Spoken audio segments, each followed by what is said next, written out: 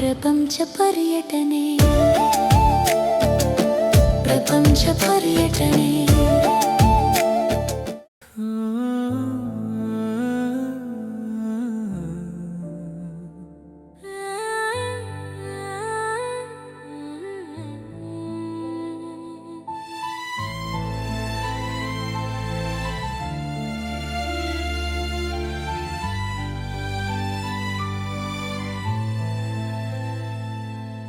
ನಟಿ ನಟೀವಳು ಮಂದಾರ ಪುಷ್ಪದ ಪ್ರತಿಬಿಂಬ ಇವಳು.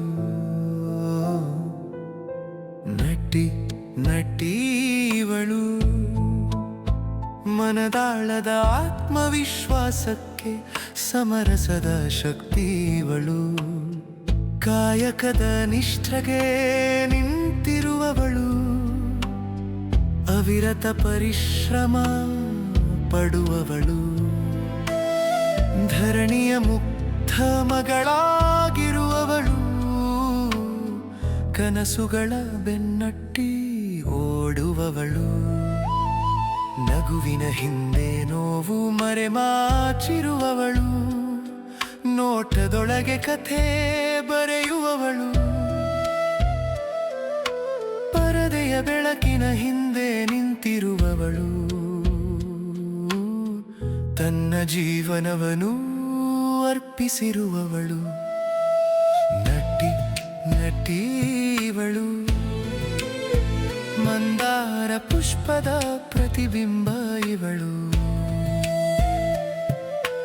ನಟಿ ನಟೀವಳು ಮನದಾಳದ ಆತ್ಮವಿಶ್ವಾಸಕ್ಕೆ ಸಮರಸದ ಶಕ್ತಿ ಇವಳು.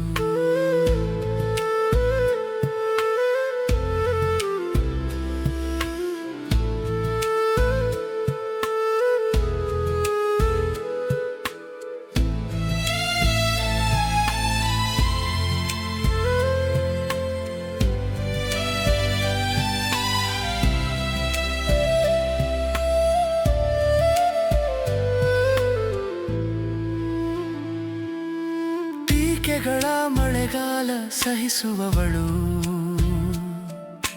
ಧೈರ್ಯದ ಹೊನ್ನಿನಂತೆ ನಿಂತಿರುವವಳು. ಬೀಳುವ ಕ್ಷಣಗಳ ಮಧ್ಯೆಯೂ ಮತ್ತೆ ಎದ್ದು ನಡೆಯುವವಳು. ಕಣ್ಣೀರಿನ ಹನಿಯನ್ನು ಮುತ್ತಾಗಿಸುವವಳು, ಕನಸುಗಳ ದಾರಿಯಲ್ಲಿ ಹೊಳೆಯುವವಳು. ಜಗತ್ತಿಗೆ ನಗು ಹಂಚುವವಳು, ತನ್ನ ನೋವನ್ನು ಮೌನಗೊಳಿಸುವವಳು. ಬೆಳಕಿನ ಹಿಂದೆ ನೆರಳಿರುವುದು, ನೆರಳಿನೊಳಗೆ ಬೆಳಕು ಹುಟ್ಟುವುದು. ಅವಳ ಹೃದಯದ ಸ್ಪಂದನದಲ್ಲಿ ಸಾವಿರ ಕಥೆಗಳು ಜೀವಿಸುವವು. ನಟಿ ನಟೀವಳು ಮಂದಾರ ಪುಷ್ಪದ ಪ್ರತಿಬಿಂಬ ಇವಳು. ನಟಿ ನಟೀವಳು ಅಜೇಯ ಧೈರ್ಯದ ಜೀವಂತ ರೂಪವಾಗಿರುವವಳು. ನಮಸ್ಕಾರ, ನಾನು ನಿಮ್ಮ ಸ್ಫೂರ್ತಿ. ಬನ್ನಿ. ನಿಮಗೆ ಒಂದು ವಿಷಯ ಹೇಳಬೇಕು. ನನ್ನ ಹೆಸರು ಸ್ಫೂರ್ತಿ ಅಂತ ಹೇಳಿದೆ ಅಲ್ವಾ? ಸ್ಫೂರ್ತಿ ಅಂತ ಅಂದಿದ ತಕ್ಷಣ ನಂಗೆಲ್ಲರೂ ಒಂದು ಕಾಮನ್ ಕ್ವೆಶ್ಚನ್ ಕೇಳ್ತಾರೆ. ಏನು ಗೊತ್ತಾ? ನೀವು ಯಾರಿಗೆ ಸ್ಫೂರ್ತಿ, ಯಾಕೆ ನೀವು ಸ್ಫೂರ್ತಿ ಅಂತ ಹೆಸರಿಟ್ಕೊಂಡಿದ್ದೀರಾ ಅಂತ. ಇದಕ್ಕೂ ಒಂದು ಕತೆ ಇದೆ. ಅದೇನಪ್ಪ ಅಂದರೆ, ನನಗೆ ಸ್ಫೂರ್ತಿ ಅಂತ ಹೆಸರಿಟ್ಟಿದ್ದು ನಮ್ಮ ತಾತ. ಅವ್ರ ಹೆಸರು ಶ್ರೀಧರ್ ಅಂತ. ಆ ಹೆಸರಿಟ್ಟಿದ್ದ ಗಳಿಗೆನೋ ಏನೋ ಗೊತ್ತಿಲ್ಲ, ಅವಾಗಿಂದನೂ ಆ ಸ್ಫೂರ್ತಿ ಅನ್ನೋದು ನನ್ನ ಮನಸ್ಫೂರ್ತಿಯಾಗಿ ತುಂಬೋಯ್ತು. ಆಗಿಂದನೂ ನನಗೇನು ಥಾಟ್ ಅಂತಂದರೆ, ನಾನು ಏನೇ ಕೆಲಸ ಮಾಡಿದ್ರು, ಏನೇ ಒಂದು ಸ್ಟೆಪ್ ತೊಗೊಂಡ್ರು ಲೈಫಲ್ಲಿ, ಅದು ಮತ್ತೊಬ್ಬರಿಗೆ ಇನ್ಸ್ಪಿರೇಷನ್ ಆಗಿ ಬರಬೇಕು, ಅಂದರೆ ಪಾಸಿಟಿವ್ ಆಗಿ ಬೂಸ್ಟಪ್ ಮಾಡಬೇಕು ಅನ್ನೋದು ನನ್ನ ಥಾಟು. ನಾನು ಹುಟ್ಟಿದ್ದು ಭದ್ರಾವತಿಯಲ್ಲಿ, ಯಾಕಂದರೆ ನಮ್ಮ ತಾಯಿ ಶಿವಮೊಗ್ಗದವರು, ನಮ್ಮ ತಾತ ಮೂಲತಃ ತುರುವೇಕೆರೆಯವರು. ನಮ್ಮ ತಂದೆ ಹುಟ್ಟಿದ್ದು ಬಿಡದಿಯಲ್ಲಿ. ಇದೇನಿದು ಬೇರೆ ಬೇರೆ ಲೊಕೇಶನ್ಗಳು ಇಷ್ಟು ಅಂತ ಹೇಳ್ತಾ ಇದ್ದಾಳೆ ಅಂತ ಯೋಚನೆ ಮಾಡ್ತಾ ಇರ್ತೀರಾ ಅಲ್ಲ? ಆ್ಯಕ್ಚುಲಿ ಪಾಯಿಂಟ್ ಏನಪ್ಪ ಅಂತಂದರೆ, ನಮ್ಮ ತಾತ ತುರುವೇಕೆರೆಯಲ್ಲಿದ್ರು. ಆಮೇಲೆ ಬಿಡದಿಗೆ ಮೇಷ್ಟ್ರಾಗಿ ಬಂದ್ರು. ಸುಮಾರು ಇಲ್ಲಿ 50 ವರ್ಷಗಳಿಂದ ನಮ್ಮ ಕುಟುಂಬ ಬಿಡದಿಯಲ್ಲೇ ಇದೆ ಅಂತ ಹೇಳೋದು ನಂಗೆ ಬಹಳ ಬಹಳ ಹೆಮ್ಮೆ ಆಗುತ್ತೆ. ನಮ್ಮ ತಂದೆ ಹುಟ್ಟಿ ಬೆಳೆದಿದ್ದೆಲ್ಲ ಬಿಡದಿಯಲ್ಲಿ. ನಮ್ಮ ತಂದೆಗೆ ಸಂಬಂಧ ಬಂದಿದ್ದು ಶಿವಮೊಗ್ಗದಿಂದ, ಯಾಕಂದ್ರೆ ನಮ್ಮ ತಾಯಿ ಶಿವಮೊಗ್ಗ ನೇಟಿವ್ ಅವರು. ಸೊ ಈ ರೀತಿ ವಿಭಿನ್ನವಾದಂಥ ಲೊಕೇಶನ್ಗಳ ಬೆಸುಗೆ ಅಂತಲೇ ಹೇಳ್ಬೋದು. ನಾನು ಹುಟ್ಟಿದ್ದು ಭದ್ರಾವತಿಯಲ್ಲಿ. ನಾನು LKGಯಿಂದ UG in the sense under ಗ್ರ್ಯಾಜುಯೇಷನ್ವರೆಗೂ 18 ವರ್ಷಗಳ ಕಾಲ ನಮ್ಮ ಜ್ಞಾನ ವಿಕಾಸ ವಿದ್ಯಾಸಂಸ್ಥೆಯಲ್ಲಿ ನನ್ನ ವಿದ್ಯಾಭ್ಯಾಸ ನಡೆದಿದ್ದು. ನನ್ನ ಬಾಲ್ಯ ನೆನಪಿಸ್ಕೊಂಡ್ರೆ ನಂದು ಆಲ್ಮೋಸ್ಟ್ ಬಾಲ್ಯ ಎಲ್ಲ ಮನೆಗಿಂತನೂ ಹೆಚ್ಚಿನದಾಗಿ ಶಾಲೆಯಲ್ಲೇ ಕಳೆದಿದೆ ಅಂತಲೇ ಹೇಳಬೇಕು. ನನಗಿನ್ನೂ ಚೆನ್ನಾಗಿ ನೆನಪಿದೆ. ನಾನು LKGಯಲ್ಲಿರಬೇಕಾದ್ರೆ ಆಗ್ಲೇ ಮೊದಲನೇ ಸತಿ ನಮ್ಮ ಟೀಚರ್ ನನ್ನ ಇನ್ಸ್ಪೈರ್ ಮಾಡಿ ಸ್ಟೇಜ್ ಹತ್ತಿಸಿದ್ರು. ಏನಂತಂದರೆ ಅಕ್ಟೋಬರ್ 2 ನನಗಿನ್ನೂ ಜ್ಞಾಪಕ ಇದೆ, ಗಾಂಧಿ ಜಯಂತಿ ದಿವಸ ನಾನು ಮತ್ತು ನನ್ನ ಜೊತೆಗೆ ಇಬ್ಬರು ಫ್ರೆಂಡ್ಸು ಪುಟ್ಟಾಣಿಗೆ ಇಷ್ಟಿಷ್ಟೇ ಇದ್ವಿ. ನಾವು ಮೈಕಲ್ಲಿ ಗಾಂಧಿ ತಾತನ ಬಗ್ಗೆ ಹಾಡು, ಅದೇ ಮೊದಲನೇ ಬಾರಿ ನಾನು ವೇದಿಕೆ ಹತ್ತಿದ್ದು, ಮೈಕ್ ಹಿಡ್ದಿದ್ದು, ಅದೊಂದು ಸುಂದರ ನೆನಪು ಅಂತಲೇ ಹೇಳಬೇಕು. ಅದಾದ ಮೇಲೆ ನಾನು ಮೊದಲನೇದಾಗಿ ಅಂದರೆ ಆರ್ಟ್ಗೆ ಫೋಕಸ್ ಆಗಿದ್ದು ಯಾವಾಗಪ್ಪ ಅಂತಂದರೆ ಛದ್ಮವೇಷದಲ್ಲಿ ನನಗೆ ಅಜ್ಜಿ ವೇಷ ಹಾಕಿದ್ರು. ಏನು ಕೋಇನ್ಸಿಡೆನ್ಸ್ ಅಂತ ಅಂದರೆ, ನಾನು ಹುಟ್ಟಿದ ಅಕ್ಟೋಬರ್ 1 ಅವತ್ತು ವರ್ಲ್ಡ್ ಸೀನಿಯರ್ ಸಿಟಿಸನ್ಸ್ ಡೇ ಅಂತ ಹೇಳ್ತಾರೆ. ನಾನು ಮೊದಲನೇ ದಿನ ವೇದಿಕೆ ಹತ್ತಿದಾಗ ನಾನು ಹಾಕಿದ್ದು ಅಜ್ಜಿ ವೇಷ. ಸೊ ಎಲ್ಲೋ ಒಂದು ಕಡೆ ಕೋಇನ್ಸಿಡೆನ್ಸ್ ಅಂತ ಹೇಳ್ಬೋದು. ನಾನು LKGಗೆ ಸ್ಕೂಲ್ಗೆ ಅಡ್ಮಿಷನ್ ಆಗಿ ಸ್ವಲ್ಪ ದಿನ ಗೊತ್ತಲ್ವಾ, ಮನೆಯಿಂದ ಸ್ಕೂಲಿಗೆ ಹೋಗಿದ್ದು ಹೊಸದು, ತುಂಬ ಅಳ್ತಾ ಇದ್ನಂತೆ. ನಮ್ಮಮ್ಮ ಆಗಿಂದ ನನ್ನ ಜೊತೆ ಡೈಲಿ ಬರೋದು. ಹೆಂಗೆ ಅಂದರೆ 3 ಹೊತ್ತು ಬರೋರು. ಬೆಳಗ್ಗೆ ಬಂದು ಸ್ಕೂಲಿಗೆ ಬಿಡು, ಮತ್ತೆ ಮಧ್ಯಾಹ್ನ ಊಟ ತೊಗೊಂಡು ಬಾ, ಆಮೇಲೆ ಸಾಯಂಕಾಲ ಬಂದು ಕರ್ಕೊಂಡು ಹೋಗು. ಇದೇ ರೂಢಿ ಇದ್ದಿದ್ದು. ಸ್ಟಾರ್ಟಿಂಗ್ ಅಂತೂ ಎಷ್ಟು ಕಾಟ ಕೊಟ್ಟಿದ್ದೀನಿ ನಾನು ಅಂತಂದರೆ ತುಂಬ ಅಳೋದು. ಆಮೇಲೆ ಟೀಚರ್ಸಿಗೆಲ್ಲ ನಾನು ಅವಾಗ ಗೊತ್ತಾಗಲ್ವಲ್ಲ, ಸಿಂಗ್ಯುಲರ್ ಪ್ಲೂರಲ್ ಎಲ್ಲ ಚಿಕ್ಕ ಮಕ್ಳಿಗೆ ಏನು ಗೊತ್ತಾಗುತ್ತೆ, ಬಿಡೆ ನನ್ನನ್ನು, ನಾನು ಮನೆಗೆ ಹೋಗ್ತೀನಿ, ಬಿಡೆ ಅಂತ ಅಳ್ತಿದ್ದಂತೆ. ಈಗಲೂ ನಾನು ಸ್ಕೂಲಲ್ಲಿ ಓಡಾಡಬೇಕಾದ್ರೆ ನಮ್ಮ ಟೀಚರ್ಸ್ ನೆನೆಸ್ಕೊಂಡಾಗ ಹೆಂಗೆ ಆಡ್ತಿದ್ದೆ ಅಲ್ಲ ನೀನು ಅಂತ ಹೇಳಿ ನಗ್ತಾರೆ. ಅದೆಲ್ಲ ನೆನೆಸ್ಕೊಂಡಾಗ ಅಪ್ಪ ಹೀಗೆಲ್ಲ ಇತ್ತಲ್ಲ ಅಂತ ಹೇಳಿ ಅನ್ಸತ್ತೆ. ಆಮೇಲೆ ನಾನು 1ನೇ ಕ್ಲಾಸಿಗೆ ಬರೋ ಹೊತ್ತಿಗೆ ಸ್ಟೋರಿ ರೈಟಿಂಗು, ಸ್ಟೋರಿ ಟೆಲ್ಲಿಂಗ್ ಎಲ್ಲ ಇರುತ್ತಲ್ಲ, ಅದೆಲ್ಲ ಶುರುವಾಯಿತು. ಅದು ಒಂದ್ಸತಿ ಸ್ಟೋರಿ ಟೆಲ್ಲಿಂಗ್ ಕಾಂಪಿಟೇಷನ್ ಮಾಡಬೇಕಾದ್ರೆ ನಮ್ಮ ಹೆಡ್ ಮಿಸ್ಟ್ರೆಸ್ ಏನು ಮಾಡಿದ್ರು, ಎಲ್ಲರನ್ನೂ ಕರೆಸಿ ಹೇಳಿಸ್ತಾ ಇದ್ರು.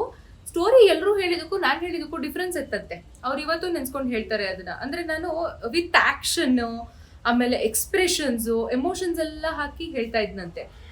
ಆಮೇಲೆ ಅವ್ರು ಏನು ಮಾಡಿದ್ರು, ಅದನ್ನು ನೋಟಿಸ್ ಮಾಡಿ ಇವಳು ತುಂಬ ಚೆನ್ನಾಗಿ ಅಭಿನಯ ಮಾಡ್ತಾಳೆ, ಇವಳನ್ನ ಪ್ರತಿಭಾ ಕಾರಂಜಿಗೆ ಕಳ್ಸೋಣ ಅಂತ ಹೇಳಿ ಸೆಲೆಕ್ಟ್ ಮಾಡಿದ್ರು. ಪ್ರತಿಭಾ ಕಾರಂಜಿಗೆ 1ನೇ ಕ್ಲಾಸಲ್ಲಿ ಹೋಗೋದಕ್ಕೆ ಶುರು ಮಾಡಿದ್ದು ನಾನು. ಅಭಿನಯ ಗೀತೆ, ಕತೆ ಹೇಳೋದು, ಮತ್ತು ನಾನು ಸ್ಟಡೀಸಲ್ಲೂ ಚೆನ್ನಾಗಿದ್ದೆ, ಅದರಿಂದ ಕ್ವಿಝು ಮತ್ತು ರೆಸಿಟೇಷನು, ಇದು 4ಕ್ಕೂ ಪಕ್ಕಾ ಪಾರ್ಟಿಸಿಪೇಷನ್ ಇರ್ತಾನೆ ಇರ್ತಿತ್ತು. ಅದರಲ್ಲಿ ಅಭಿನಯ ಗೀತೆ ಮತ್ತು ಕತೆ ಹೇಳೋದು 2 ಅಂತೂ ಡಿಸ್ಟಿಕ್ ಲೆವೆಲ್ವರೆಗೂ ಕಂಪಲ್ಸರಿ ಹೋಗ್ತಿತ್ತು. ಡಿಸ್ಟಿಕ್ ಲೆವೆಲಲ್ಲಿ ಯಾವಾಗೂ ಫಸ್ಟ್ ಪ್ರೈಸು. ಇದು ತುಂಬ ನೆನಪಾಗತ್ತೆ. ಇಷ್ಟೇ ಅಲ್ಲ, ಇನ್ನೂ ಸ್ಕೂಲ್ ಡೇಸಲ್ಲಿ ಆಗಿರೋ ಎಷ್ಟೊಂದು ರೋಚಕ ಘಟನೆಗಳೆಲ್ಲ ಇದೆ. ಬನ್ನಿ ಒಂದೊಂದಾಗಿ ಹೇಳ್ತೀನಿ. ನಾನು ಎಷ್ಟೊಂದು ಇನ್ಸಿಡೆನ್ಸಸ್ಗಳಿದೆ ಅಂತ ಹೇಳಿದ್ನಲ್ಲ, ಇವಾಗ ನನಗೆ ನೆನಪಾಗ್ತಾ ಇರೋ ಇನ್ಸಿಡೆನ್ಸ್ ಒಂದಿದೆ, ಅದನ್ನು ಹೇಳ್ತೀನಿ ಆಯ್ತಾ. ನಾನು ಹೇಳ್ದಂಗೆ ಎಜುಕೇಷನು ಮತ್ತು ಆರ್ಟು ಎರಡರಲ್ಲೂ ನನಗೆ ತುಂಬ ಇಂಟ್ರೆಸ್ಟು.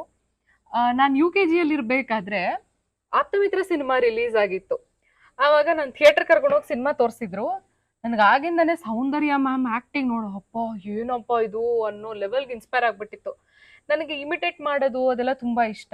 ಆ್ಯಕ್ಟಿಂಗಲ್ಲಿ, ಡಾನ್ಸಲ್ಲಿ ತುಂಬ ಇಂಟ್ರೆಸ್ಟ್ ಇತ್ತು ಮೊದಲಿಂದಾನೇ. ಅದರಿಂದ ಚಿಕ್ಕ ಪಾಪು ಇರಬೇಕಾದ್ರಿಂದನೂ ಸೌಂಡು, ಅದಕ್ಕೆಲ್ಲ ಕಾಲು ತಟ್ಟೋದು, ಆ್ಯಕ್ಷನ್ಸ್ ಮಾಡೋದು ಇದೆಲ್ಲ ಇರ್ತಾ ಇತ್ತು.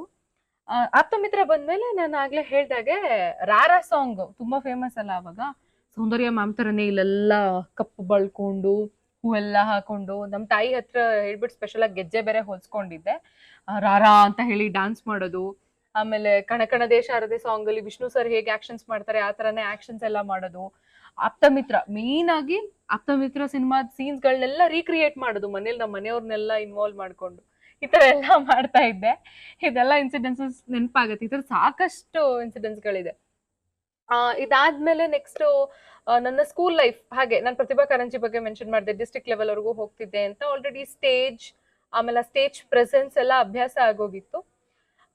ನಾನು 2009 ಆ ಟೈಮಲ್ಲಿ ಏನಂತಂದ್ರೆ ಹೋಗ್ತಾ ಹೋಗ್ತಾ ಹಾಗೆ ಒಂದು ಪ್ರಬುದ್ಧತೆ ಬರುತ್ತೆ ಅಂತ ಹೇಳ್ತಾರಲ್ಲ. ಸೊ ಏಜಿಗೆ ತಕ್ಕ ಹಾಗೆ ಹಾಗೆ ನನಗೆ ಕನ್ನಡ ಭಾಷೆ ಬಗ್ಗೆ ಆಸಕ್ತಿ ಹೆಚ್ಚಾಗ್ತಾ ಹೋಯ್ತು. ಕನ್ನಡ ಭಾಷೆ ಕಲಿಕೆ ಮತ್ತೆ ಆ ಕಲಿಕೆನ ವ್ಯಕ್ತಪಡಿಸುವಂತ ರೀತಿ ಎರಡರಲ್ಲೂ ಅಷ್ಟೇ ನನಗೆ ತುಂಬಾ ಆಸಕ್ತಿ. ಹಾಗಾಗಿ ಒಂದು ಕನ್ನಡ ಭಾಷೆಗೆ ಸಂಬಂಧಪಟ್ಟ ಹಾಗೇನೆ ಎಕ್ಸಾಮ್ಸ್ಗಳು ನಡೀತಾ ಇತ್ತು. ಅದ್ರದ್ದೊಂದು ಎಕ್ಸಾಮ್ ತಗೊಂಡಿದ್ವಿ ನಾವು. ನಾನು ತುಂಬಾ ಚೆನ್ನಾಗಿ ಎಕ್ಸಾಮ್ ಅಲ್ಲಿ ಪರ್ಫಾರ್ಮ್ ಮಾಡಿದ್ರಿಂದ ನನಗೆ ಕನ್ನಡ ಕೀರ್ತಿಶ್ರೀ ಪ್ರಶಸ್ತಿ ಅಂತ ಹೇಳಿ ಬಂತು. ಆ ಸರ್ಟಿಫಿಕೇಟ್ ಮೇಲೆ ಇರೋ ಫೋಟೋ ನೋಡಿದಾಗ ಅನ್ಸುತ್ತೆ ಎಷ್ಟು ಪುಟ್ಟ ವಯಸ್ಸಲ್ಲ ಆಗಿಂದಾನೆ ಕನ್ನಡ ಭಾಷೆಯ ಭಾಷಾಭಿಮಾನ ಅನ್ನೋದು ಹೇಗ್ ಬಂದಿರತ್ತೆ ಅಂತ ಹೇಳಿ. ಸೊ ಅದು ಬಂದು ಸ್ಟೇಟ್ ಲೆವೆಲ್ ಕಾಂಪಿಟೇಷನ್. ಅದಾದ್ಮೇಲೆ ಸ್ಫೂರ್ತಿಶ್ರೀ ಪ್ರಶಸ್ತಿ ಅಂತ ಹೇಳಿ, ಅದು ಸ್ಫೂರ್ತಿಶ್ರೀ ಅಂತಂದ್ರೆ ನಾನೇ ಆರ್ಗನೈಸ್ ಮಾಡಿದ್ದಲ್ಲ, ಅದು ಸುಮ್ಮನೆ ತಮಾಷೆಗೆ ಹೇಳಿದೆ. ಅಲ್ಲಿ ಡಾನ್ಸ್ ಪರ್ಫಾರ್ಮೆನ್ಸ್ ಮಾಡಿದ್ದು, ಅಲ್ಲಿ ಕೂಡ ನನಗೆ ಪ್ರೈಸ್ ಬಂತು, ಫಸ್ಟ್ ಪ್ರೈಸ್ ಬಂತು. ಅದಾದ್ಮೇಲೆ ನ್ಯಾಷನಲ್ ಲೆವೆಲ್ ಟ್ಯಾಲೆಂಟ್ ಕ್ವೆಸ್ಟ್ ಅಂತ ಹೇಳಿ ಒಂದು ಟ್ಯಾಲೆಂಟ್ ಸರ್ಚ್ ಎಕ್ಸಾಮಿನೇಷನ್ ಅಂತ ಹೇಳಿ ಮಾಡ್ತಾರೆ, ಅದರಲ್ಲೂ ಕೂಡ ನನಗೆ ಫಸ್ಟ್ ಪೊಸಿಷನ್ ಬಂದಿತ್ತು. ಮತ್ತೆ ರವೀಂದ್ರ ಕಲಾಕ್ಷೇತ್ರದಲ್ಲಿ ಒಂದು ಡಾನ್ಸ್ ಪ್ರೋಗ್ರಾಮ್ ಆರ್ಗನೈಸ್ ಮಾಡಿದ್ದು, ಅಲ್ಲಿ ಕಂಪ್ಲೀಟ್ ಆಗಿ ಜಾನಪದ ಗೀತೆಗೆ ನೃತ್ಯ ಮಾಡಿದ್ದು, ಶರಣು ಶರಣುವಯ್ಯ ಗಣನಾಯಕ ಅಂತ. ಅದರಲ್ಲಿ ನಾನು ಪುರುಷ ಪಾತ್ರಧಾರಿಯಾಗಿ ನೃತ್ಯ ಮಾಡಿದ್ದೆ, ಅದರಲ್ಲೂ ಕೂಡ ಪ್ರಥಮ ಬಹುಮಾನ ಬಂದಿತ್ತು.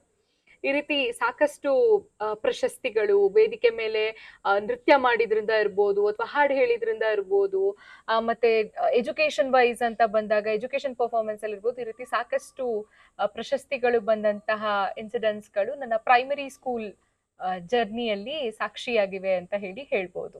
ನೆಕ್ಸ್ಟ್ ನನಗೆ ನೆನಪಾಗೋದು ನನ್ನ ಹೈಸ್ಕೂಲ್ ಜರ್ನಿ.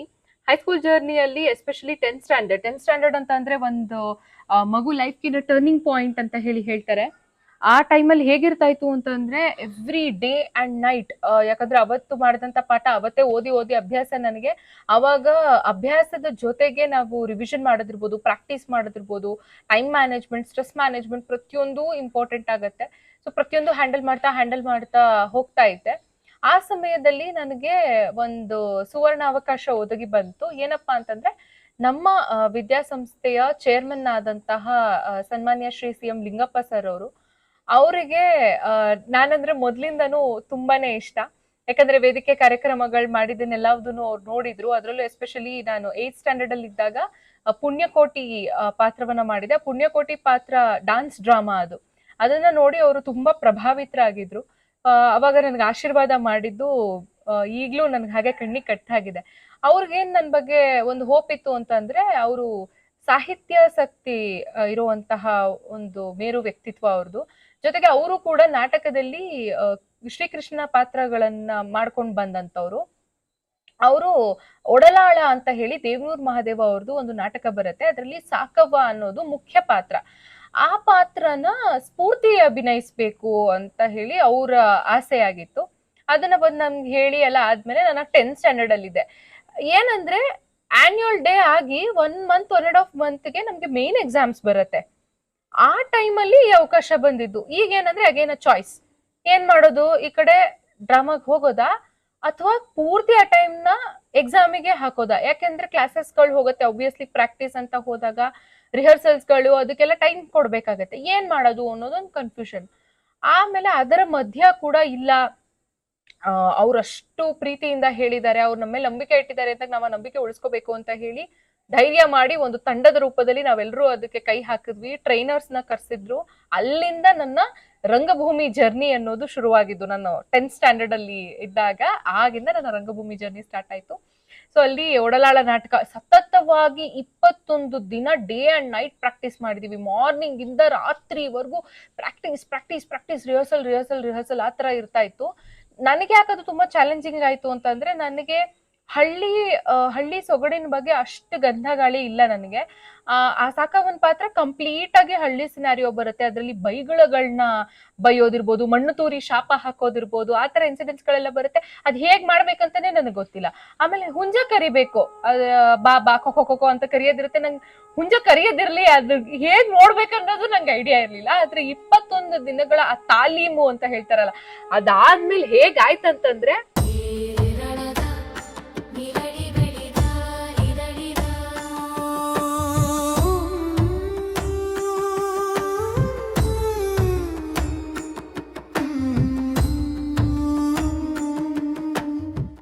ಕಂಪ್ಲೀಟ್ ಆಗಿ ಆ ಕ್ಯಾರೆಕ್ಟ್ರೇ ನನ್ನ ಒಳಗಡೆ ಇಳಿಯೋ ತರ, ಯಾಕಂದ್ರೆ ಅವರು ನಮ್ಗೆ ಟ್ರೈನ್ ಹಾಗೆ ಮಾಡಿದ್ರು. ಜೊತೆಗೆ ಮನೆಗ್ ಬಂದಾಗೂ ಅಷ್ಟೇ ನಾನು ಉಮಾಶ್ರೀ ಅವ್ರದ್ದು, ಯಾಕಂದ್ರೆ ಉಮಾಶ್ರೀ ಅವರೇ ಅಭಿನಯಿಸಿದಂತ ಪಾತ್ರ ಅದು ಸಾಕವನ್ ಪಾತ್ರ. ಉಮಾಶ್ರೀ ಅವ್ರದ್ದು ಪುಟ್ನಂಜ ಸಿನಿಮಾ ಅದು, ಮತ್ತೆ ಬೇರೆ ಬೇರೆ ಅವ್ರ ತಾಯಿ ಪಾತ್ರ ಯಾವ್ದಾದ್ ಮಾಡಿದ್ರೆ ಅದ್ರದ್ದೆಲ್ಲ ವಿಡಿಯೋಗಳು ನೋಡ್ತಾ ಇದ್ದೆ. ಅಲ್ಟಿಮೇಟ್ಲಿ ಆ ಫೈನಲ್ ಪ್ರದರ್ಶನದ ದಿನ ಬರುತ್ತಲ್ಲ, ಪ್ರದರ್ಶನದ ದಿನ ಅದು ವ್ಯಕ್ತಗೊಂಡಂತ ರೀತಿ, ನಮ್ ಚೇರ್ಮನ್ ಸರ್ ಅವ್ರ ಕಣ್ಣಲ್ಲಿ ಆನಂದ ಬಾಷ್ಪ ತುಂಬಿತ್ತು. ಆ ಪರ್ಫಾರ್ಮೆನ್ಸ್ ಎಷ್ಟು ಓವರ್ವೆಲ್ಮಿಂಗ್ ಆಗಿತ್ತು ಅಂತಂದ್ರೆ ಪ್ರತಿಯೊಬ್ರು ಖುಷಿ ಪಟ್ರು, ಪ್ರತಿಯೊಬ್ರು ಮೆಚ್ಚುಗೆ ವ್ಯಕ್ತಪಡಿಸಿದ್ರು. ಯಾಕಂದ್ರೆ 16 ವರ್ಷನೂ ತುಂಬಿಲ್ದೇ ಇರೋಂತ ಹುಡುಗಿ 80 ವರ್ಷದ ಅಜ್ಜಿ ಪಾತ್ರ ಮಾಡಿದ್ದು, ಅದು ಮರೆಯಕ್ಕೆ ಆಗಲ್ಲ ಆ ಘಟನೆನ. ಅದಾದ್ಮೇಲೆ ಅಗೈನ್ ಬ್ಯಾಕ್ ಟು ಎಕ್ಸಾಮ್ಸ್, ಮತ್ತೆ ಪ್ರಿಪರೇಟರಿಗಳು ಅಟೆಂಡ್ ಮಾಡ್ಬೇಕು, ಇನ್ನೇನ್ ಮೇನ್ ಎಕ್ಸಾಮ್ಸ್ ಬರ್ತಾ ಇದೆ, ಆ ತರ ಸಿಚುಯೇಷನ್. ಬಟ್ ಸಮ್ಹಾವ್ ಹೇಳ್ತಾರಲ್ಲ, ಕಲೆನೂ ಸರಸ್ವತಿನೇ, ವಿದ್ಯೆನೂ ಸರಸ್ವತಿನೇ, ಅವಳ ಆಶೀರ್ವಾದ ಇದ್ರೆ ಏನ್ ಬೇಕಾದ್ರೂ ಆಗತ್ತೆ ಅಂತ ಹೇಳಿ ಆ ರೀತಿ ಜರ್ನಿ ಮುಂದುವರೆದು SSLC ಅಲ್ಲಿ ನನಗೆ 98.4% ರಿಸಲ್ಟ್ಸ್ ಬಂತು. ನಮ್ಮ ಸ್ಕೂಲಿಗೆ ನಾನೇ ಟಾಪರ್, ನಮ್ಮ ಡಿಸ್ಟ್ರಿಕ್ಟ್ ರಾಮನಗರ ಡಿಸ್ಟ್ರಿಕ್ಟ್ಗೆ ಸೆಕೆಂಡ್ ಟಾಪರ್ ಆಗಿ ಹೊರಹೊಮ್ಮಿದ ಕ್ಷಣ ಅದು. ಮೊಟ್ಟ ಮೊದಲ ಡಿಸ್ಟ್ರಿಕ್ಟ್ ಲೆವೆಲ್ ಅಕಾಡೆಮಿಕ್ ಅಚೀವ್ಮೆಂಟ್ ಅದು. ಸೊ ಎಲ್ರು ಮನೆಯಲ್ಲಿ, ಸ್ಕೂಲಲ್ಲಿ ಎಲ್ಲ ತುಂಬಾ ಖುಷಿಯಾಗಿದ್ರು. ಆ ಸಂದರ್ಭ ನೆನ್ಸ್ಕೊಂಡ್ರೆ ಈಗ್ಲೂ ನನ್ ಕಣ್ಣಂಚಲ್ಲೇ ನೀರ್ ಬರುತ್ತೆ. ಯಾಕಂದ್ರೆ balancing the art and education ಅಂತಾರಲ್ಲ, ಸೊ ಆ ರೀತಿ ಅಷ್ಟು ಚಿಕ್ಕ ವಯಸ್ಸಿಗೆ ನಡೆದಂತ ಒಂದು ಪ್ರಮುಖ ಘಟನೆ ಅಂತಾನೆ ಹೇಳ್ಬೇಕು ಅದನ್ನ. ಇನ್ನ ನೆಕ್ಸ್ಟ್ ಬಂದ್ರೆ ನನ್ನ PUC. ಸೆಕೆಂಡ್ PUC ಅಗೈನ್ 1 ವರ್ಷ ಗ್ಯಾಪ್ ಇರುತ್ತೆ ಅಷ್ಟೇ ನಮ್ಗೆ SSLC ಆದ್ಮೇಲೆ. ನೆಕ್ಸ್ಟ್ ಸೆಕೆಂಡ್ PUಗೆ ಬಂದಾಗ ನಾನು PU ಚೂಸ್ ಮಾಡಿದ ಕಾಂಬಿನೇಷನ್ ಬಂದು ಕಾಮರ್ಸ್ ಅಲ್ಲಿ accountancy, business studies, economics, computer science specialisation, CEBA ಅಂತಾರೆ ಅದನ್ನ. ಈ ಕಾಂಬಿನೇಷನ್ ಚೂಸ್ ಮಾಡಿದ್ದು. ನನಗೆ ಮತ್ತೆ ಪ್ರಶ್ನೆಗಳು ಶುರುವಾಯ್ತು. ಏನ್ ಪ್ರಶ್ನೆ ಅಂತ ಅಂದ್ರೆ, SSLC 98.4% ತಗೊಂಡಿದ್ಯಾ, PUC ಬಂದ್ಮೇಲೆ ಕಾಮರ್ಸ್ ಯಾಕೆ ತಗೊಂಡೆ, ಸೈನ್ಸಿಗೆ ಹೋಗ್ಬೋದಾಗಿತ್ತಲ್ಲ, ಇದು ಕ್ವೆಶನ್ ಸ್ಟಾರ್ಟ್ ಆಯ್ತು. ನನಗೇನಂದ್ರೆ ಕಾಮರ್ಸ್ ಕಂಪ್ಲೀಟ್ ಆಗಿ ಅದೊಂದು ಹೊಸ ಪ್ರಪಂಚ. 10th ವರ್ಗೂ ನಾವು ಸೈನ್ಸ್ ಓದಿರ್ತೀವಿ, ಸೋಷಿಯಲ್ ಸೈನ್ಸ್ ಅಲ್ಲಿ ಆರ್ಟ್ಸ್ ಫೋಕಸ್ ಆಗಿರ್ತೀವಿ. ಕಾಮರ್ಸ್ ಅನ್ನೋದೊಂದು ಹೊಸ ಪ್ರಪಂಚ. ಸೊ ಅದ್ ಹೇಗಿರುತ್ತೆ ಅಂತ ಎಕ್ಸ್ಪ್ಲೋರ್ ಮಾಡ್ಬೇಕು ಅನ್ನೋದು ಒಂದ್ ಆಸೆ. ಇನ್ನೊಂದೇನು ಅಂತಂದ್ರೆ, ನನಗೆ ಪೂರ್ತಿ ಕಂಪ್ಲೀಟ್ ಆಗಿ ಎಜುಕೇಶನ್ ಒಂದಕ್ಕೆ ರೆಸ್ಟ್ರಿಕ್ಟ್ ಆಗೋದಕ್ಕೆ ನನಗೆ ಇಷ್ಟ ಇರಲಿಲ್ಲ. ನನಗೆ ಆರ್ಟ್ ಕರಿಯರು ಬೇಕು, ಎಜುಕೇಶನ್ ಕರಿಯರು ಬೇಕು. ನಾನು ಎರಡೂ ಬ್ಯಾಲೆನ್ಸ್ ಮಾಡ್ಬೇಕು. ಎರಡೂ ಬ್ಯಾಲೆನ್ಸ್ ಮಾಡಬಹುದಾದಂತ ಒಂದು ಚೋಸನ್ ಫೀಲ್ಡ್ ಯಾವುದು, ಕಾಮರ್ಸ್ ಅಂತ ನನಗೆ ಸ್ಟ್ರಾಂಗ್ ಆಗಿ ಅನ್ಸಿದ್ದು. ಹಾಗಾಗಿ ನಾನು ಆಮೇಲೆ ಇನ್ನೂ ಒಂದು ಆಸೆ ಇತ್ತು, ಏನೋ ಚಾರ್ಟೆಡ್ ಅಕೌಂಟೆಂಟ್ ಆಗ್ಬೇಕು ಅಂತ ಹೇಳಿ. ಆ ಟೈಮಲ್ಲಿ ಮೊಳಕೆ ಹೊಡೆದಿದ್ದಂತ ಆಸೆ. ಆ ಎಲ್ಲ ಕನ್ಸನ್ ಹೊತ್ಕೊಂಡು ಕಾಮರ್ಸ್ ತಗೊಂಡ್ ಬಂದೆ. ಕಾಮರ್ಸ್ ತಗೊಂಡ್ ಬಂದ್ಮೇಲೆ ಏನಾಯ್ತು ಅಂತಂದ್ರೆ, ನಮ್ಗೆ ನಮ್ಮ SBSC PU college, again it comes under ಜ್ಞಾನ ವಿಕಾಸ್ ವಿದ್ಯಾಸಂಸ್ಥೆ, ಅದೇ ವಿಂಗಲ್ ಬರುತ್ತೆ. ಅಲ್ಲಿ ನಮ್ಗೆ ಸಬ್ಜೆಕ್ಟ್ ಟೀಚ್ ಮಾಡ್ಬೇಕಾದ್ರೆ ಸೆಮಿನಾರ್ಗಳನ್ನ ಕೊಡೋರು, ಟಾಪಿಕ್ ಬಗ್ಗೆ ನಾವೇ ಎಕ್ಸ್ಪ್ಲನೇಷನ್ ಮಾಡಬೇಕು. ಈ ತರ ಸಿಚುವೇಶನ್ ಇದ್ದಾಗ ನನಗೆ ಎಕ್ಸ್ಪ್ಲನೇಷನ್ ಕೊಡ್ತಾ ಟಾಪಿಕ್ ಮೇಲೆ ಹೋಲ್ಡ್ ಜಾಸ್ತಿ ಆದ ಹಾಗೆ ನನಗೆ ಏನಾಯ್ತು ಅಂತಂದ್ರೆ, ನನಗೆ ಪಾಠ ಮಾಡೋದ್ರ ಕಡೆಗೆ ಹೆಚ್ಚಿನ ಒಲವು. ಯಾಕಂದ್ರೆ ಚಿಕ್ಕ ವಯಸ್ಸಿಂದನೂ ಅದೇ ಬಂದ್ಬಿಟ್ಟಿತ್ತಲ್ವಾ, ಟೀಚರ್ ಆಟ ಆಡೋದು, ಟೀಚರ್ ಆಗ್ಬೇಕು ಅನ್ನೋದು. ಹಂಗೆ ಬಂದು ಮತ್ತೆ ಅದ್ರ ಕಡೆಗೆ ಸೆಳೆತ ಶುರುವಾಯ್ತು. ಸೊ ಆ ಮಿನಿಟ್ ಅಲ್ಲೇ ನಾನು ಡಿಸೈಡ್ ಮಾಡಿದೆ, ಇಲ್ಲ ಯಾವ CA ಯಾವ್ದು ಏನು ಬೇಡ, ನಾನು ಪ್ರೊಫೆಸರೇ ಆಗ್ಬೇಕು ಅನ್ನೋದು ಆ ಕ್ಷಣದಲ್ಲಿ ನನ್ನ ಲೈಫ್ ಗುರಿ ಇದು ಅನ್ನೋದು ನನಗಲ್ಲಿ ಫಿಕ್ಸ್ ಆಗೋಯ್ತು. ಅಂದ್ರೆ ನನ್ನ ಅಕಾಡೆಮಿಕ್ಸ್ ಜೊತೆಗೆ ನನ್ನ ಕಲೆ ಎರಡೂನು ನನ್ನ ಜೊತೆ ಟ್ರಾವೆಲ್ ಮಾಡ್ಕೊಂಡು ಹೋಗ್ಬೇಕು, ಪ್ರೊಫೆಸರ್ ಆಗ್ಬೇಕು, ಜೊತೆಲಿ ನನ್ನ ಪ್ಯಾಷನ್ ಆದಂತ ಆರ್ಟ್ ಅಲ್ಲಿ ನಾನು ಮುಂದುವರಿಬೇಕು ಅನ್ನೋದು ಅಲ್ಲಿ ಫಿಕ್ಸ್ ಅಪ್ ಆಯ್ತು. ಆಮೇಲೆ ಆಸ್ ಇಟ್ ಈಸ್ 1 ವರ್ಷ ಆಗುತ್ತೆ, ಸೆಕೆಂಡ್ PUCಗೆ ಬರ್ತೀನಿ. ಸೆಕೆಂಡ್ PUCಗೆ ಬಂದ್ಮೇಲೆ ಅಲ್ಲಿ ಅಗೈನ್ ಸಬ್ಜೆಕ್ಟ್ ಪ್ರಿಪರೇಷನ್ ಅದು ಇದು ಎಲ್ಲ ಆಯ್ತು. ಫೈನಲಿ ರಿಸಲ್ಟ್ಸ್ ಬಂತು. ಅಗೈನ್ 98.3% ನನ್ನ ಸೆಕೆಂಡ್ PUC ರಿಸಲ್ಟ್. ಕನ್ನಡದಲ್ಲಿ ಔಟ್ ಆಫ್ ಔಟ್ ಇತ್ತು, ಎಕನಾಮಿಕ್ಸ್ ಅಲ್ಲಿ ಔಟ್ ಆಫ್ ಔಟ್ ಇತ್ತು, ಬಿಸ್ನೆಸ್ ಸ್ಟಡೀಸ್ ಅಲ್ಲಿ ಔಟ್ ಆಫ್ ಔಟ್ ಇತ್ತು, ಮತ್ತೆ ಅಕೌಂಟ್ಸ್ ಅಲ್ಲಿ ಔಟ್ ಆಫ್ ಔಟ್ ಇತ್ತು. ಆಲ್ಮೋಸ್ಟ್ 4 ಸಬ್ಜೆಕ್ಟ್ಸ್ ಅಲ್ಲಿ ನಾನು ಔಟ್ ಆಫ್ ಔಟ್ ತೆಗೆದಿದ್ದು. ಟೋಟಲಿ ನನ್ನ ಸ್ಕೋರ್ ಬಂದು 600ಗೆ 590 ಇತ್ತು. ಹಾಗಾಗಿ ಸ್ಟೇಟ್ಗೆ 4th ರ್ಯಾಂಕ್ ಹೋಲ್ಡರ್ ಆಗಿ ನಾನು ಹೊರಹೊಮ್ಮಿದಂತ ಕ್ಷಣ ಅದು. ಡಿಸ್ಟ್ರಿಕ್ಟ್ ಟಾಪರ್ ಆಗಿದ್ದೆ, 1st ರ್ಯಾಂಕ್ ಇತ್ತು, ಜೊತೆಗೆ ಸ್ಟೇಟ್ಗೆ 4th ರ್ಯಾಂಕ್ ಇತ್ತು ನಮ್ಮ ಕಾಲೇಜಿನ ಇತಿಹಾಸದಲ್ಲೇ. So that was for the first time ಒಬ್ಬ ಕ್ಯಾಂಡಿಡೇಟ್ ಸ್ಟೇಟ್ ರ್ಯಾಂಕ್ ಹೋಲ್ಡರ್ ಆಗಿ ಹೊರಹೊಮ್ಮಿದ್ದು. ಸೊ ಇದು ತುಂಬಾನೇ ಮೆಚ್ಚುಗೆಗೆ ಪಾತ್ರ ಆಯ್ತು. ಆಮೇಲೆ ಅದು ತುಂಬಾ ಸಂತಸದ ಕ್ಷಣ ನಮ್ಮ ಮನೆಯಲ್ಲಿ ಕೂಡ, ಹಾಗೆ ನಮ್ಮ ವಿದ್ಯಾಸಂಸ್ಥೆಯಲ್ಲಿ ಕೂಡ. ಅದೊಂದು ಮೆಮೊರಬಲ್ ಮೂಮೆಂಟ್ PU ಅಂತ ಬಂದಾಗ. ನೆಕ್ಸ್ಟ್ ಶುರುವಾಗಿದ್ದು ನನ್ನ ಡಿಗ್ರಿ ಜರ್ನಿ. ಜ್ಞಾನ ವಿಕಾಸ ಪದವಿ ಕಾಲೇಜಿಗೆ ಬಿ.ಕಾಮ್ ಕೋರ್ಸ್ನ ಚೂಸ್ ಮಾಡಿ ಅಲ್ಲಿ ಬಂದೆ.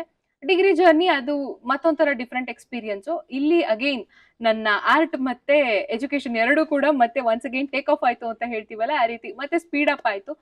ಸ್ಟೇಜ್ ಶೋಸ್ಗಳೆಲ್ಲ ತುಂಬಾ ಕೊಡೋದಕ್ಕೆ ಶುರು ಮಾಡಿದೆ. ಸಾಕಷ್ಟು ನಾಟಕಗಳಲ್ಲಿ ಅಭಿನಯಿಸೋದಕ್ಕೆ ಶುರು ಮಾಡಿದೆ. ಅದರಲ್ಲಿ ಒಂದು ಕರ್ಣಹತ್ತಿ ಅಂತ ಹೇಳಿ ಸಾಮಾಜಿಕ ನಾಟಕ, ಆಮೇಲೆ ಉರ್ಗವ್ವ ಅಂತ ಹೇಳಿ ಒಂದು ಸಾಮಾಜಿಕ ನಾಟಕ, ಈ ರೀತಿ ಸಾಕಷ್ಟು ರಂಗ ಪ್ರಯೋಗಗಳನ್ನ ಮಾಡೋದಕ್ಕೆ ಶುರು ಮಾಡಿದ್ವಿ. ಹಾಗೆ ಪ್ರದರ್ಶನಗಳನ್ನ ಕೂಡ ಕೊಡ್ತಾ ಇದ್ವಿ. ಜೊತೆಗೆ ಡ್ಯಾನ್ಸು ಅಷ್ಟೇ, ಸುಮಾರು ಸ್ಟೇಜ್ ಶೋಸ್ಗಳೆಲ್ಲ ಆಯ್ತು. ಡ್ಯಾನ್ಸ್ ಪರ್ಫಾರ್ಮೆನ್ಸಸ್, ಹಾಡು ಎಲ್ಲದೂ ಆಯ್ತು. ಹೀಗೆ ಜರ್ನಿ ಕಂಟಿನ್ಯೂ ಆಯ್ತು. ನಾನು ಫೈನಲ್ ಇಯರ್ ಡಿಗ್ರಿಗೆ ಬಂದಾಗ ಅಂದ್ರೆ ಸ್ಕೋರ್ಸ್ಗಳು ಫಸ್ಟ್ ಸೆಮ್ ಇಂದ ಹಿಡಿದು 6th ಸೆಮಿಸ್ಟರ್ ವರ್ಗೂ ಕನ್ಸಿಸ್ಟೆಂಟ್ ಆಗಿ ಚೆನ್ನಾಗೆ ಬರ್ತಾ ಇತ್ತು ವಿತ್ ಗಾಡ್ಸ್ ಗ್ರೇಸ್. ಫೈನಲ್ ಇಯರ್ಗೆ ಬಂದಾಗ, ಸೊ ಫೈನಲ್ ಸ್ಕೋರ್ ರಿವಿಲೇಷನ್ ಅಂತೀವಲ್ಲ, ಡಿಗ್ರಿ ಮುಗಿಸ್ಕೊಳ್ಳೋ ಟೈಮು, ಆ ಟೈಮಲ್ಲಿ ಯೂನಿವರ್ಸಿಟಿಗೆ ಫಸ್ಟ್ ರ್ಯಾಂಕ್ ಬಂತು with gold medals as well as cash prize. So total 7 ಅಂತ ಹೇಳ್ತಾರೆ, ಬಟ್ ಆಕ್ಚುಲಿ ಇಟ್ ಇಸ್ 8, ಯಾಕಂದ್ರೆ 2 ಕ್ಯಾಶ್ ಪ್ರೈಸು, 6 ಚಿನ್ನದ ಪದಕಗಳು. ಸೊ ಒಟ್ಟಾರೆಯಾಗಿ ನಾವು ಹೇಳೋದು ಗೋಲ್ಡ್ ಮೆಡಲ್ಸ್ ಅಂತಾನೆ ಹೇಳ್ತೀವಿ. ಸೊ ಹಾಗಾಗಿ ಅದೊಂದು ಪ್ಯಾಕೇಜ್ ತರ ರೀತಿಯಲ್ಲಿ ಬಂದಿದ್ದು. First rank to Bangalore university. ಅದು ಗವರ್ನರ್ ಇಂದ ಆ ಗೋಲ್ಡ್ ಮೆಡಲ್ ಅನ್ನ ಪಡ್ಕೊಂಡಂತಹ ಕ್ಷಣ, ಕಾನ್ವೊಕೇಶನ್ ದಿನ, ಅದನ್ನ ನನ್ನ ಲೈಫಲ್ಲೇ ಮರೆಯೋದಕ್ಕೆ ಆಗೋದಿಲ್ಲ.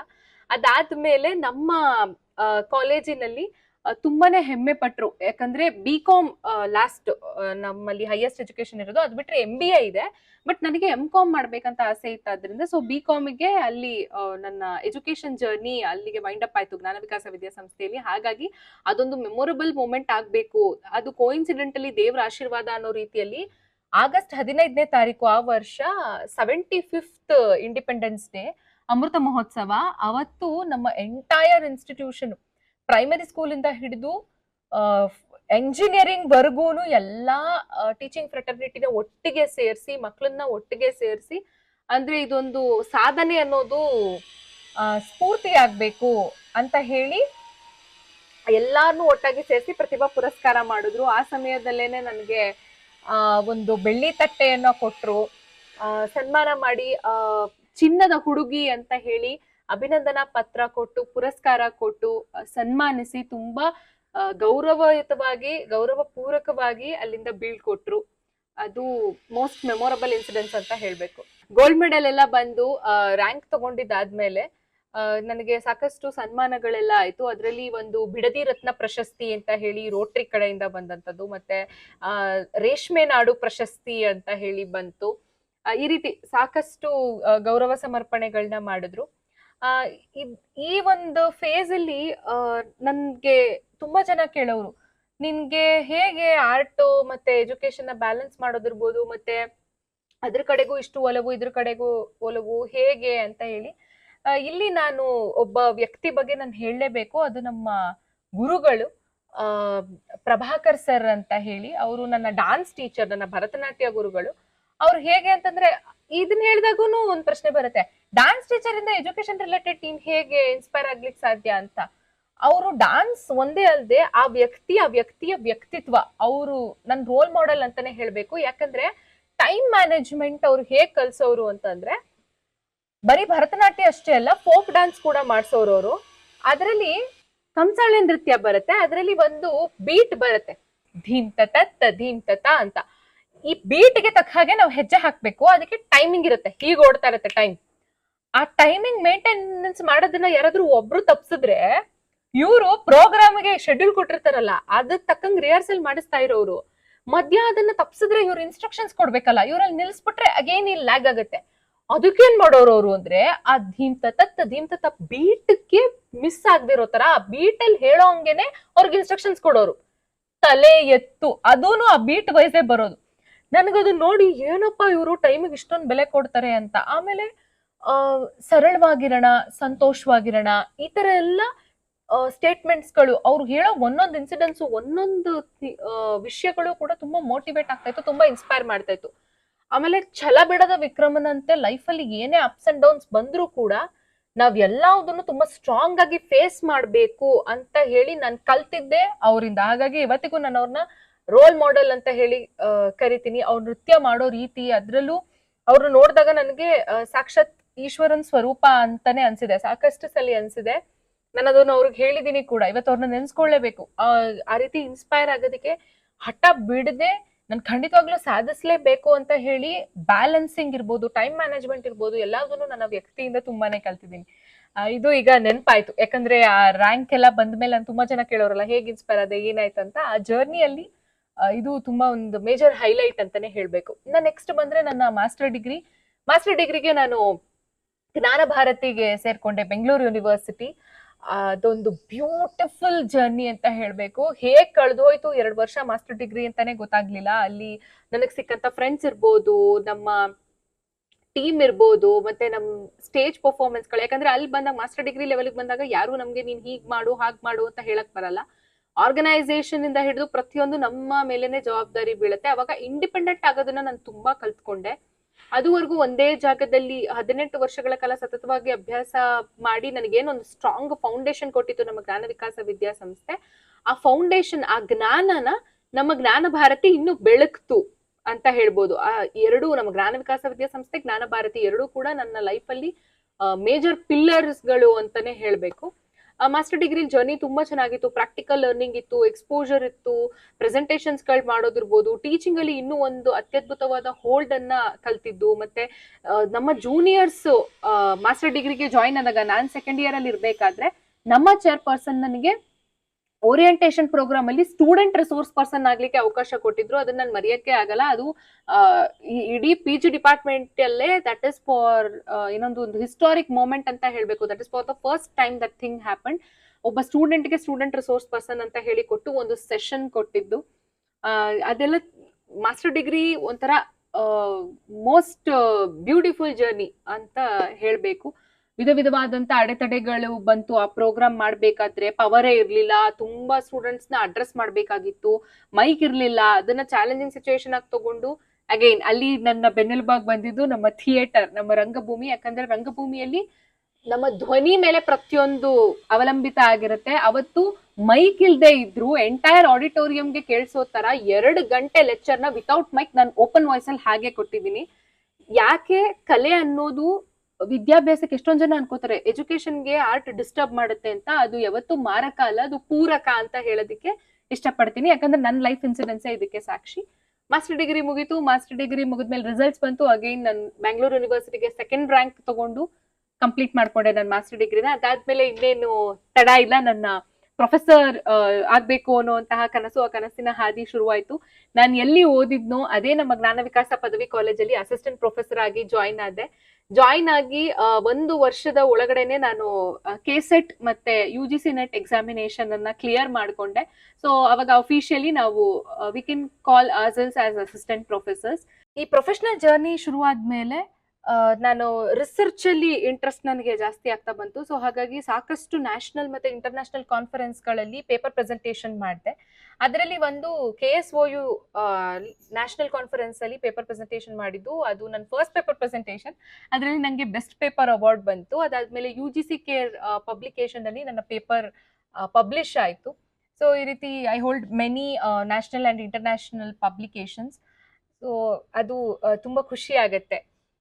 ಜೊತೆಗೆ ನನಗೆ ರಿಸರ್ಚ್ ಏರಿಯಾದಲ್ಲಿ ಇರುವಂತಹ ಇಂಟ್ರೆಸ್ಟ್ ಅನ್ನ ಗುರುತಿಸಿ ರೈಸಿಂಗ್ ಸ್ಟಾರ್ ಅವಾರ್ಡ್ ಅಂತ ಹೇಳಿ star international foundation for research ಅವರು ರೈಸಿಂಗ್ ಸ್ಟಾರ್ ಅಂತ ಒಂದು ಅವಾರ್ಡ್ ಅನ್ನ ಕೊಟ್ರು.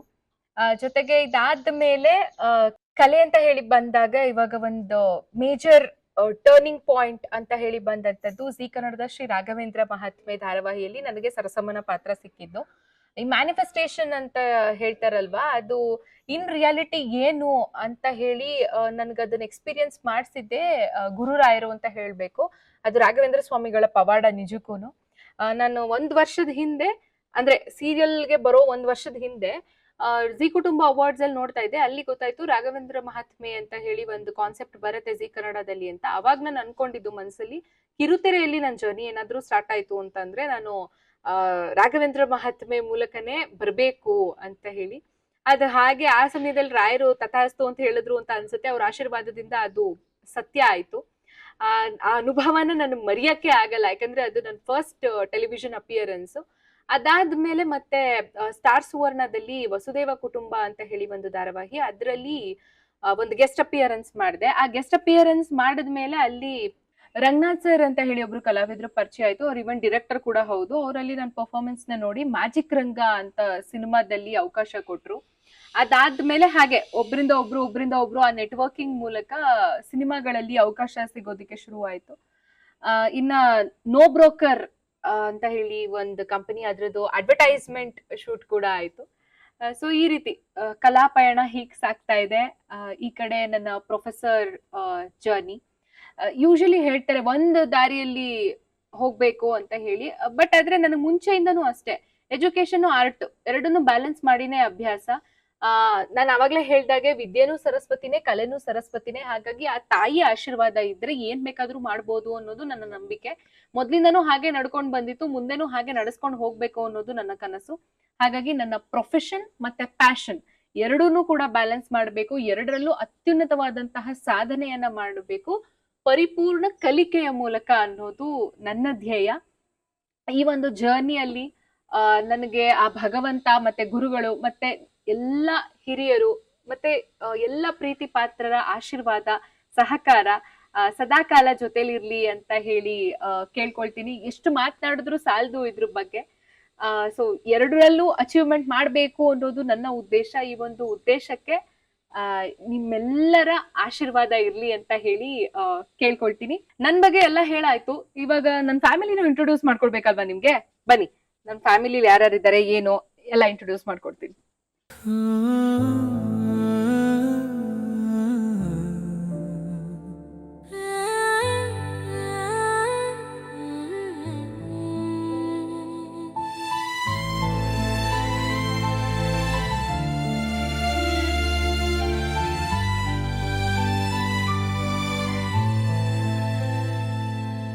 ನಟಿ ನಟೀವಳು